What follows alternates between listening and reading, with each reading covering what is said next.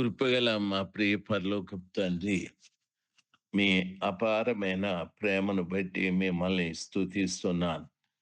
ఉదయకాలమందు నీ సన్నిధిలో ఈ రీతిగా నిన్ను స్తుతించి ఆరాధించేటటువంటి గొప్ప భాగ్యాన్ని మాకు మీరు ప్రసాదించారు. తండ్రి, ఏమిచ్చి మీ రుణాన్ని తీర్చుకొనగలము?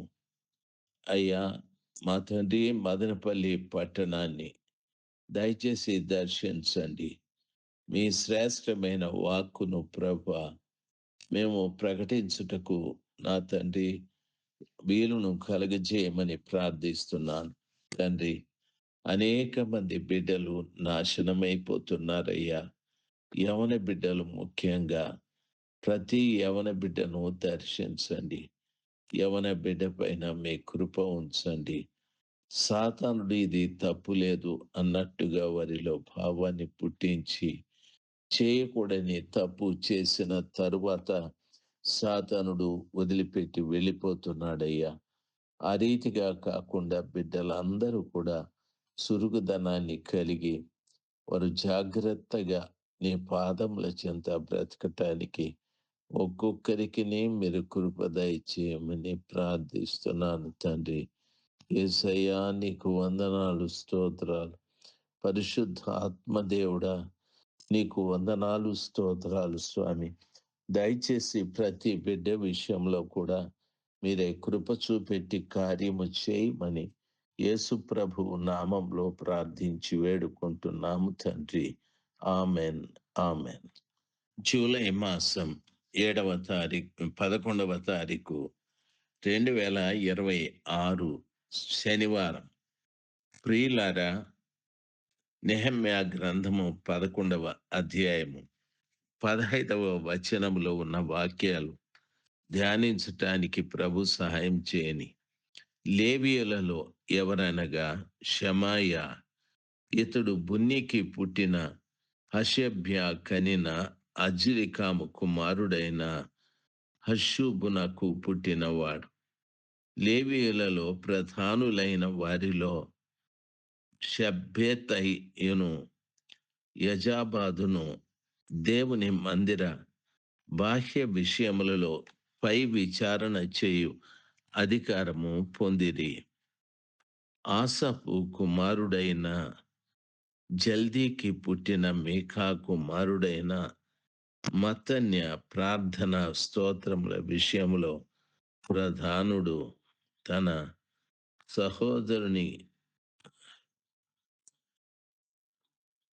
సహోదరులలో జక్తుక్యాయును యదూతును కుమారుడైన గాలాలునకు పుట్టిన షమ్మూయ కుమారుడైన అబ్దాయాను ఈ విషయంలో అతని చేతి కింద వారు.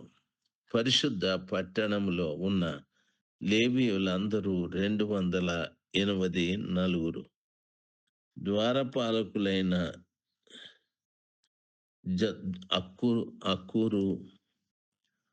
అక్కులు, తర్వాత టల్మోను,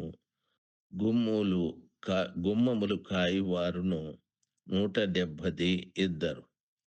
ఇశ్రాయేలీయులలో శేషించిన యాజకులు, లేవీయులు మొదలైన వారు యూదా పట్టణములన్నింటిలో ఎవరి స్వాస్థ్యంలో వారు ఉండిరి. 20వ వచనం వరకు చదివి మీకు వినిపించాను. లేవీయుల విషయము ఈ స్థలంలో రాయబడి ఉంది. లేవీయులు వారి వారి ధర్మాలను గురించి చెప్పబడి ఉంది. ప్రియులరా, ప్రభు పిల్లలైన మనము ఆలోచించవలసిన విషయం, పట్టణంలో దేవాలయము బయట ఉన్న విషయాలలో పనులు చేసేటటువంటి వారిని గురించి ఈ స్థలంలో చెప్పబడిన మాటలు చూడండి. దేవాలయానికి పై విచారణ అధికారము పొందిరి. దేవుని మందిర బాహ్య విషయములో పై విచారణ చేయు అధికారము పొంది ఉండిరి అనని. మందిరం లోపల పనిచేసేవారు ఉన్నారు, మందిరము బయట కూడా పనిచేసేవారు ఉన్నారు. ఆ బాహ్య విషయములు విచారణ చేసేటటువంటి అధికారము వీళ్ళందరూ కూడా పొంది ఉన్నారు.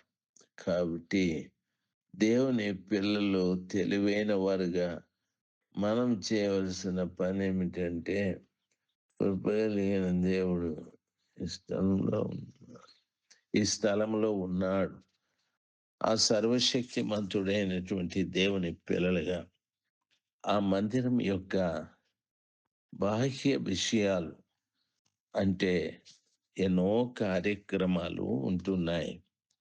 అవన్నీ కూడా జాగ్రత్తగా పరిశీలన చేసి మందిరం విషయంలో విచారణ చేయొచ్చు. వారు దేవుని మందిర పరిస్థితులన్నీ చక్కజేసేవారుగా ఉంటున్నారు.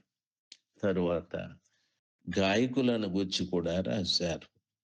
చూడండి, ఆసాపు కుమారుడైన జల్దీకి పుట్టిన మీకా కుమారుడైన మత్తన్య ప్రార్థన స్తోత్రముల విషయంలో ప్రధానుడు అని చెప్పాడు.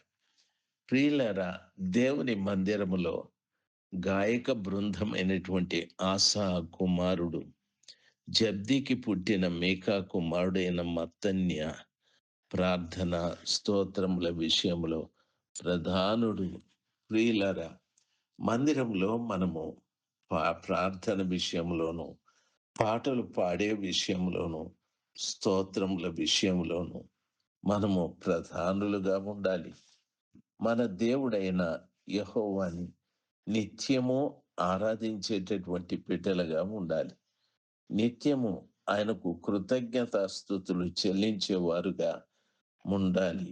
మహోన్నతుడైన దేవుని అద్భుతమైన కృపను బట్టి ప్రతి వారు కూడా ఆ సర్వశక్తిమంతుడైన దేవుని మహిమపరిచేవారుగా ఉండాలి. భూమి ఆకాశములను కలిగజేసిన ఆ గొప్ప దేవుని స్తుతించటానికి అయ్యో! మనం ఎంతో శ్రద్ధ చూపెట్టాలి. ఎంతో శ్రద్ధ. ఎందుకంటే మన దేవుడు ఆత్మస్వరూపిగా మన మధ్యలో ఉంటున్నాడు గనుక మనం ఏ విధమైనటువంటి తల్బీదు లేకుండా దయచేసి సహాయం చేయండి. ఆ ప్రభు యొక్క అద్భుతమైనటువంటి కార్యాలు దినదినము మనము చేసి ఆయన నామాన్ని మహిమపరిచేటటువంటి వారుగా ఉండాలని నా ప్రార్థన. హ్మ్. మహిమగల దేవుని స్తుతించు విషయంలో, ఆయన్ని ఆరాధించి మహిమపరిచే విషయంలో ఒక ఘనమైన పాత్రగా మనం ఉండి, ఆ గొప్ప దేవుని మందిరంలో ప్రార్థన, పాటలు, స్తుతి, ఆరాధన ఇలాంటివన్నీ కూడా మనము ముందుకు తీసుకెళ్ళే వ్యక్తులుగా ఉండాలి. ఆరాధన అంటే దేవుడికి అంత పెద్ద ఇష్టము లేదు. ప్రియులారా, గమనించాల్సింది ఆయన దేవుని సన్నిధానంలో దేవుని పిల్లలుగా మనము చేయవలసినటువంటి కార్యాలు చేస్తూ రావాలి. బైబిల్ ఈ రీతిగా సెలవిస్తాది. తన సహోదరులలో జగ్బూక్యాయును ఎదూతును కుమారుడైన గాలాలునకు పుట్టిన షమ్మూయి షమ్మూయ కుమారుడైన అబ్దాయును ఈ విషయంలో అతని చేతి కింద ఉండిరి. గాయకుడైనటువంటి ఆసాపు మనవడు ఇతని చేతి కింద అతడు ఆయుష్కాలము కలిగి ఉండాలని దేవునికి స్తోత్రాలు. అంతా కూడా దేవుని స్తోత్రాలు. ఆయన సన్నిధానంలో మనము పూర్తిగా లోబడి విధేయత కలిగి చేతి కింద అణిగి మణిగి మనము జీవించాలి. ఆయన చేయి బలిష్టమైన చేయి. బైబిల్ అదే సెలవిస్తాది. ఆయన బలిష్టమైన చేతి కింద మనము అణిగి మణిగి జీవిస్తే తగిన కాలం ఆయన మనల్ని హెచ్చిస్తాడని వాక్యము సెలవిస్తాది.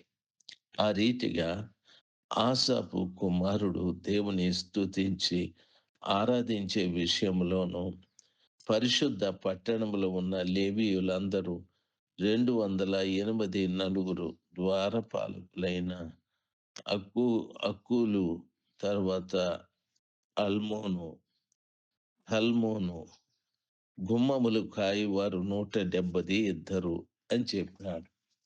ప్రియులారా, పాటలు పాడేవారున్నారు. దేవాలయం వెలుపట పరిచర్య చేసేవారు ఉన్నారు. గుమ్మములు కాసేవారు కూడా ఉన్నారు. మనము ఏ కోవకు సంబంధించిన వారమో ఆలోచించాలి. గుమ్మములు కాసేవారమైతే లోపలికి వచ్చు వారిని విచారణ చేయాలి. బయటికి వెళ్ళే వారిని కూడా విచారించి పరిచర్య చేయాలి. దయచేసి గమనించాల్సింది దేవుని పిల్లలుగా ఎక్కడ ఎప్పుడు ఎప్పుడు ఏ విధమైనటువంటి బలహీనతలకు గురి కాకుండా దేవుడు మనకు అప్పగించినటువంటి బాధ్యతల ప్రకారంగా మనము బ్రతుకుటకు ప్రభు కృప చూపెట్టును గాక. ప్రియులరా, 19వ వచనము పూర్తయ్యాది. ఆమెన్. ఆమెన్.